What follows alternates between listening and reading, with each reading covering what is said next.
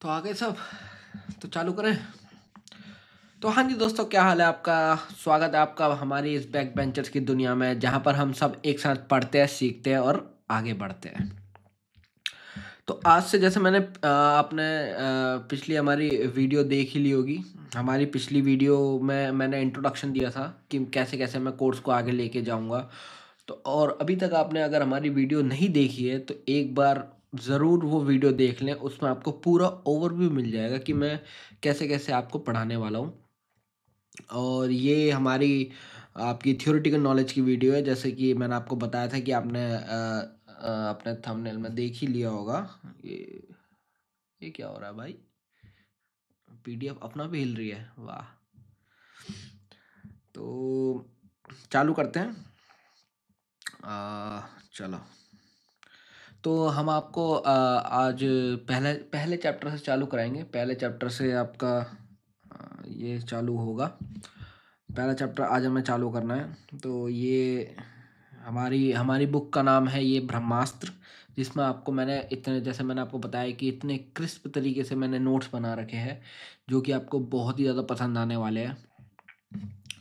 तो पहले थोड़ा सा ना चैप्टर में जाने से पहले मैं आपको एक थोड़ा सा रिव्यू दे देता हूँ कि आपका जो कोर्स है, जो आपका मतलब जो आपके पेपर में आने वाला है कोर्स, वो थोड़ा सा क्या उसका पैटर्न क्या है। देखो, अगर हमें दुश्मन से लड़ाई करनी है तो उसका राज तो हमें पता होना ही चाहिए कि उसके क्या क्या हथियार है। वो क्या क्या हमारे पे हथियार चला सकता है। तो उसके लिए हमें थोड़ा सा अब हमें जानना पड़ेगा कि वो दुश्मन के पास क्या क्या, थोड़ा बैकग्राउंड जानना पड़ेगा उसका। तो देखो, पेपर पैटर्न कुछ ऐसा है हमारा। थ्योरी जो है वो 80 मार्क्स की आती है और प्रोजेक्ट जो है वो 20 मार्क्स के आते हैं। अब देखो, थ्योरी तो आप मेरे हवाले कर दो। थ्योरी तो मैं पूरी संभाल लूँगा, आपकी कोई टेंशन वाली बात ही नहीं है थ्योरी में। थ्योरी के 80 नंबर मैं पक्के कराऊंगा। आपके पास है बस 20 नंबर। आपको 20 नंबर पे काम करना है अपने। वो आपका प्रोजेक्ट है, वो आप जानो कि आप वो कैसे करोगे। मेरे ऊपर है 80 मार्क्स आपके। ठीक है, तो स्ट्रक्चर कुछ ऐसा है जिसमें पार्ट ए है और पार्ट बी है। ठीक है, अब पार्ट ए और पार्ट बी को भी दो अलग अलग कैटेगरियों में डिवाइड करा हुआ है। तो पार्ट ए को पहले इन्होंने डिवाइड करा हुआ है थ्योरेटिकल फ्रेमवर्क में, जो कि आपका आता है 12 मार्क्स का। दूसरा इन्होंने डिवाइड करा हुआ है अकाउंटिंग प्रोसेस में, जो कि आता है 44 मार्क्स का।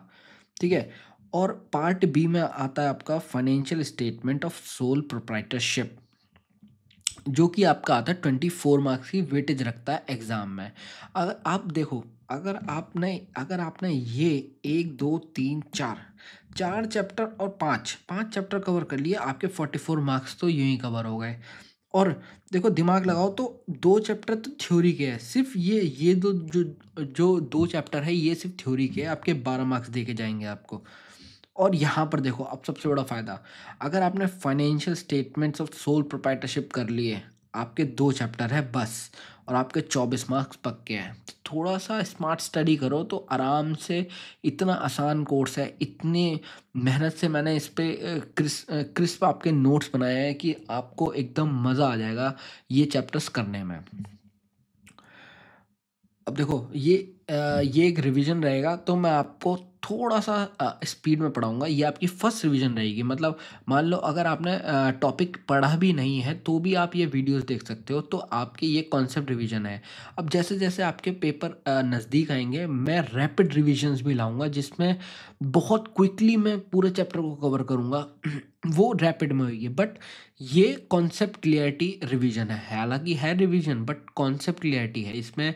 मैं आपको बहुत ज़्यादा डिटेल में ले जाऊंगा, लेकिन जो मैं रेगुलर क्लास कराऊंगा ना अपनी, जैसे इस सेशन के बाद मैं सोच रहा हूँ रेगुलर क्लास लूँ, तो उसमें मैं आपको बहुत डिटेल में लेके जाऊंगा चीज़ों के अंदर, कि और ज़्यादा डीप में हम जाएं। अभी फ़िलहाल ये रिवीजन है, क्योंकि मैंने नोट्स बना रखे हैं, तो मैं उसको आपको रिवाइज कराऊंगा उसको वो करके। तो ये आपके चैप्टर के नाम है। ये ऐसे ऐसे आपके एनसीईआरटी ने कुछ ऐसे चैप्टर्स को एलोकेट करा हुआ है, ये आप देख सकते हो। तो यहाँ से हमारा हो जाता है चैप्टर 1 चालू। ठीक है, तो जो भी चैप्टर होता है ना हमारे, कि सिर्फ अकाउंट्स में नहीं, कोई से भी सब्जेक्ट में, उसके पीछे ज़रूर कोई ना कोई प्रॉब्लम रही होती है, तभी वो सब्जेक्ट बना है और तभी उस सब्जेक्ट को पढ़ने का मतलब है। अगर कोई प्रॉब्लम ही नहीं है तो भाई काहे का सब्जेक्ट और काहे का एग्ज़ाम। तो हालाँकि आज तक किसी ने हमें कभी नहीं बताया कि अकाउंट्स के पीछे क्या प्रॉब्लम है। तो अब यहाँ पर आप सीखोगे कि अकाउंट्स के पीछे एक्चुअल में हम क्यों पढ़ रहे हैं, कैसे पढ़ रहे हैं और इनके पीछे प्रॉब्लम क्या है जो हम इनको पढ़ रहे हैं। तो देखो मैंने क्या किया है, ये जो आपके पूरे चैप्टर में जो भी आपका कंटेंट है, सबके पीछे एक प्रॉब्लम है। उन प्रॉब्लम को मैंने सबसे पहले आइडेंटिफ़ाई कर लिया आपके इन इन सवालों में और उन सवालों के जवाब ही आपकी बुक्स में दे रखे हैं, जो कि मैं आपको अभी धीरे-धीरे पढ़ाता रहूँगा। तो पहली प्रॉब्लम है अकाउंटिंग है क्या? भाई सबसे पहले तो सबसे बड़ी प्रॉब्लम यही होती है कि अकाउंटिंग है क्या भाई? तो इसको जवाब दिया हुआ है आपकी डेफ़िनेशन में, जो कि मैं आपको अभी बताऊँगा आगे। अकाउंटिंग कैसे करते हैं? भाई दूसरी बड़ी प्रॉब्लम, ठीक है अकाउंटिंग पता चल गया, हम अकाउंटिंग है क्या? ठीक है, अब दूसरा सवाल आता है अकाउंटिंग करते कैसे हैं? वो आपका प्रोसेस बताएगा। तीसरा है अकाउंटिंग क्यों करते हैं? सबसे बड़ी बात अकाउंटिंग क्यों करें हम? भाई करें क्यों हम? तो वो आपका ऑब्जेक्टिव बताएगा। ठीक है, अब फिर आता है आपका कितने तरह की अकाउंटिंग होती है? अब ये बताएगा आपका टाइप्स ऑफ अकाउंटिंग कि कितने तरह की अकाउंटिंग होती है। फिर आएगा अकाउंटिंग करने के फ़ायदे क्या है? भाई अकाउंटिंग के फ़ायदे क्या है? क्यों करूँ मैं अकाउंटिंग? कोई ना कोई फ़ायदा होगा तभी तो मुझे अकाउंटिंग करनी पड़ रही है। क्यों करूँ मैं अकाउंटिंग? तो वो आपके एडवांटेजेस बताएँगे। और अकाउंटिंग करने से नुकसान क्या है? देखो हर चीज़ के फ़ायदे नहीं होते, अगर फ़ायदे हैं तो नुकसान भी होंगे, तो ये तो वाइस वर्सा चलता रहता है। तो अकाउंटिंग के नुकसान क्या-क्या है? तो ये आपको लिमिटेशंस बताएगी। फिर आता है अकाउंटिंग की मेहनत किसके लिए करूँ? भाई इतनी मेहनत क्यों करवा रहे हो मुझसे? तो ये आपको बताएगा ये टॉपिक कि अकाउंटिंग की मेहनत किसके लिए करनी है आपको। इसको थोड़ा-सा अगर मैं एनलार्ज कर दूँ तो ठीक रहेगा क्या? अरे यार एनलार्ज क्यों नहीं हो रहा?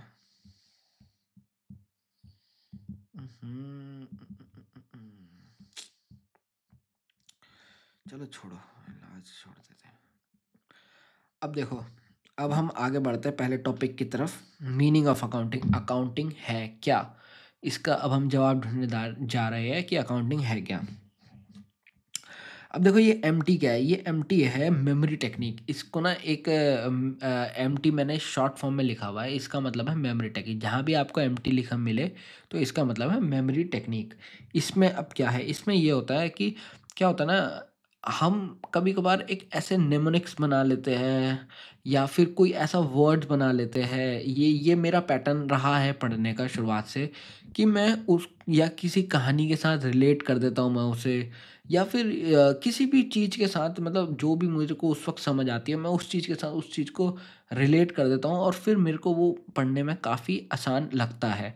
तो वही चीज़ मैं आपके लिए लेके आया हूँ। मैंने पूरे एग्ज़ाम्पल्स बना रखे हैं, उसकी पूरी स्टोरी बना रखी है। वो चीज़ आप उसके अकॉर्डिंगली समझोगे तो अगली बार जब आप ये नोट्स उठाओगे ना, तो आपको वो स्टोरी दिमाग में आपके सीधा हिट करेगी कि हाँ, इस वक़्त भैया ने ये कुछ कहा था। तो ये चीज़ आने वाली है आपके माइंड में। तो इसलिए आराम से पहले होल देखो, ऊट-पटांग भी हो सकते हैं, उल्टे-सीधे भी हो सकते हैं, मतलब जिनका कोई सर-पैर नहीं होता, ये बिल्कुल वैसे हो सकते हैं। बट जब तुम वो बिना सर-पैर की चीज़ आज एक्सेप्ट कर लोगे ना, तो अब जब तुम नेक्स्ट टाइम उसको पढ़ोगे, तो वो तुम्हारे को एकदम से हिट करेगी दिमाग में कि हाँ, ऐसा कुछ था। अब देखो, मीनिंग ऑफ अकाउंटिंग चालू करते हैं। अब बात करते हैं अकाउंटिंग की। अमेरिका वालों ने कहा, इंडिया में अकाउंटिंग एक आर्ट है। आरसी पीने वाले की टाइम्स अमेरिका वालों ने कहा, इंडिया में अकाउंटिंग एक आर्ट है। आरसीज़ पीने वालों की टाइम से। देखो, अमेरिका वालों ने क्या कहा? अमेरिका वालों ने कहा कि अकाउंटिंग एक आर्ट है। मतलब आरसी, आरसी तो जानते होंगे ना तुम? आरसी, रॉयल चैलेंजर, ये तो पता होगा यार तुम्हें। तो आरसी पीने वालों की टाइम से मतलब आरसी पीने वालों के टाइम से भी एक आर्ट है, मतलब एक कला है, उनके अंदर भी एक कला है कि वो आरसी बिल्कुल टाइम से पी लेते हैं। तो ये अमेरिका वालों ने कहा इंडिया के लिए। हालाँकि देखो सर पैर कुछ नहीं होगा, बट तुमको ये ज़रूर हिट करेगी, इतना विश्वास करो, जब जब तुम इसको रिवाइज़ करने बैठोगे तुमको ये चीज़ें सारी हिट करेगी। तो अमेरिका वालों ने कहा इंडिया में अकाउंटिंग एक आर्ट है आरसी पीने वालों की, कि आरसी रॉयल चैलेंजर पीने वालों की टाइम से ख़त्म कर देते हैं वो पूरी बोतल। ठीक है, अब इसको थोड़ा सा अगर हम डिटेल में अच्छा आरसी जिसको नहीं पता वो ग्रुप में पूछ लेगा, कोई ना कोई बता ही देगा उसको। हाँ तो देखो, अब क्या है इसमें 1941 में American Institute of Certified Public Accountant defined accounting as an art. ये आपके बुक्स में क्लियरली ऐसे है कि उन्होंने कहा कि अकाउंटिंग एक कला है, आर्ट है। वो किस चीज़ की कला है, किस चीज़ की कला है? आर आर से क्या है, रिकॉर्डिंग, सी से क्लासिफाइंग, एस से समराइजिंग। तो RCS, accounting is an art of recording, classifying, summarising, recording, classifying, summarising in a significant manner, सिर्फ significant manner, in terms of MTE, money transaction event. मतलब accounting एक art है, किस चीज़ की art है, record करने की, क्लासिफाई करने की और समराइज करने की इन अ सिग्निफिकेंट मैनर, इस तरीके से जिससे इन टर्म्स ऑफ मतलब किन किन टर्म्स में, मनी के टर्म्स में, ट्रांजैक्शन के टर्म्स में और इवेंट के टर्म्स में। अब धीरे धीरे देखो, मनी तो तुम्हें पता है, ट्रांजैक्शन और इवेंट, धीरे धीरे ये अब ये टर्म्स को आगे आगे जस्ट क्लेरिफाई करता रहेगा कि ये क्या टर्म्स है। ठीक है, तो अकाउंटिंग, इन्होंने अमेरिका वालों ने क्या कहा, अमेरिका वालों ने कहा अकाउंटिंग एक आर्ट है आरसी पीने वालों की इंडिया में। ठीक है, आरसी पीने वालों की टाइम से, आरसी पीने वालों की टाइम से, आरसी पीने वालों की टाइम से। तो आर से हो गया रिकॉर्डिंग, क्लासीफाइंग और समराइजिंग, रिकॉर्डिंग, क्लासीफाइंग और समराइजिंग। ठीक है, टाइम से हो गया आपका ये transaction, in terms of money, E से एम से हो गया मनी और event, in terms of transaction, in terms of money और इवेंट। ठीक है, which have financial character and interpreting the results. उनका जिनका फाइनेंशियल करेक्टर है और रिजल्ट्स को कम्युनिकेट करने के लिए, ये इन्होंने डेफिनेशन दी जो कि आपको ऐसी ही याद रखनी पड़ेगी। देखो, इस डेफिनेशंस का ना क्या होता है, वो एक बार दे देते हैं तो वो फिर वो अपने हिसाब से देते हैं, तो वो आप चेंज नहीं कर सकते उसके। आप अगर आप बुलेट्स पॉइंट भी अगर आप एग्जामिनर को दे दोगे ना, तो आप सारे नंबर वहीं गेट कर लोगे। और ये वो टेक्निक है जिससे आप वो बुलेट्स याद करोगे। अब आपको मेमोरी टेक्निक में एकदम से हिट करेगा कि अमेरिका वालों ने कहा था अकाउंटिंग इज एन आर्ट, वो भी आरसी स्पिनर वालों की टाइम से इंडिया में, आरसी स्पिनर वालों की टाइम से इंडिया में। तो आर्ट ऑफ टाइम से, आरसीज रिकॉर्डिंग, क्लासिफाइंग, समराइजिंग, और टाइम से इन terms of money, transaction, event. ऐसे देखो, ऐसे सारी चीज़ें सीरीज में आपको याद हो जाएगी। थोड़ा सा इस चीज़ को टाइम देना, थोड़ा सा इसको कॉमेडी वे में दिमाग में घुसाना, तो आपको अब देखोगे आपको सारी चीज़ें अपने आप याद होने लग रही है। ठीक है, आगे बढ़ते हैं। अब देखो, अब एक इंस्टीट्यूट आ गया अमेरिका का, दूसरा इंस्टीट्यूट भी एकदम से बोला आ, क्या बोला आ, दूसरा इंस्टीट्यूट बोला आ, है ये क्या बोला आ। देखो, दूसरा अमेरिकन इंस्टीट्यूट बोला आ करके चिल्लाया और बोला टाइम से नहीं आईएमसी से। तो दूसरा इंस्टीट्यूट बोला टाइम से नहीं आईएमसी से। अब ये आ क्या है, अब ये चिल्लाया कौन था, देखो इन 1966, मतलब 1966 में। ये कब था, ये था तुम्हारा 1941 में, ये था 1941 में।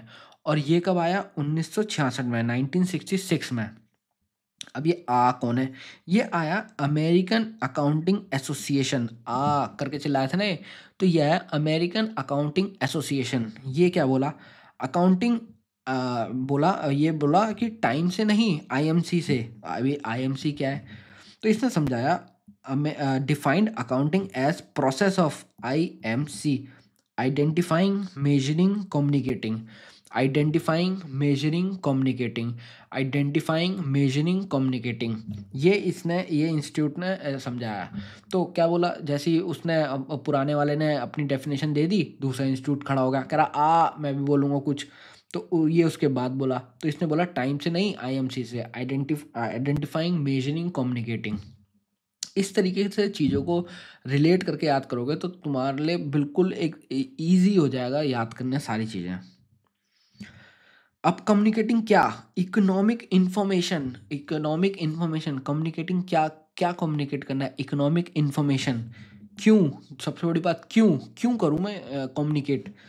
To permit informed judgements, to permit कि मैं इकोनॉमिक इन्फॉर्मेशन इसलिए बता रहा हूँ कि जो मेरे उनको जो मेरे मतलब जो मेरी इन्फॉर्मेशन लेने वाला है वो एक अपना जजमेंट बना पाए कि हाँ भैया ये फाइनेंशियल एकदम करेक्ट है या नहीं है। And decision making by users, अभी देखो सारी टर्म्स धीरे धीरे तुम्हें क्लियर होगी। तो अभी के लिए to permit inform judgements and decision by users, देखो ये डेफिनेशंस होती है, डेफिनेशंस को आपको ऐसे याद करना पड़ेगा। डेफिनेशंस के कोई एक सब अपने अपने हिसाब से डेफिनेशन बनाते हैं। देखो जिसकी लाठी उसकी भैंस, अब ये इंस्टीट्यूट्स पहले के बन गए तो इन्होंने अपनी डेफिनेशंस दे दी, तो अब हमें उन्हीं की डेफिनेशन के हिसाब से हमें याद करना पड़ेगा। और कभी कभार आपके में सीधा डेफिनेशन रखे रखे आ जाती है, तो इसलिए इस चीज़ को आपको याद करना है। तो आज के लिए हम इतना ही रखते हैं इस वीडियो में। फिर आपको लेक्चर 2 से आपको मैं अगली वीडियो में लेक्चर 2 से कंटिन्यू करेंगे। और आपकी रिस्पॉन्सिबिलिटी क्या है, पहला तो ये देखो, ये आपको मैंने आपको बता ही रखा है फर्स्ट क्लास में कि पहले आपको ज्वाइन करना है, फिर आपको शेयर करनी है सारी चीज़ें, ठीक है, अपने दोस्तों के साथ। और मिलते हैं चलो थर्ड लेक्चर में। Bye bye.